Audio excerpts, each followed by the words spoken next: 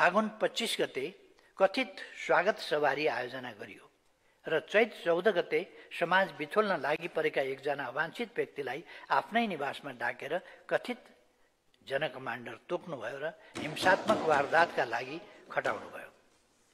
प्रारम्भिक अध्ययनमा यी सबै घटनाले स्पष्ट पार्छ पूर्व राजा ज्ञानेन्द्र शाहले संविधानको ऐतिहासिक निर्णयपछि भएको सम्झौताको उल्लङ्घन गर्नुभएको छ। त्यतिखेर नागरिकको हैसियतमा शान्त जीवन बिताउने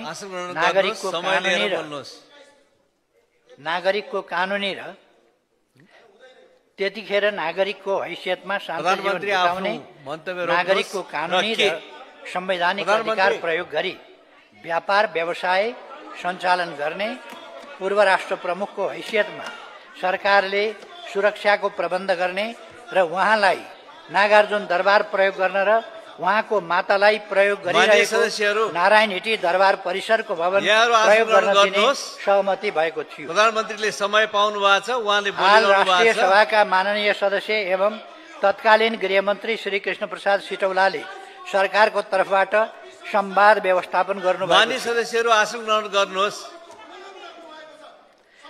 आपराधिक घटनामा नियमावलीको होइन, यहाँ संविधान उल्लङ्घन गर्ने व्यवस्था मास्ने कुरासँग म प्रश्न उठाइरहेको छु। माननीय सदस्यहरू आसन ग्रहण गर्नुहोस् र प्रधानमन्त्रीलाई समय दिएको छ। सबैले यस देशमा सबैले संविधान मान्नुपर्छ, व्यवस्था मान्नुपर्छ। हल्ला गरेको भरमा राजनीति र संसद सबैलाई अवरोध गर्ने काम गर्न मिल्दैन।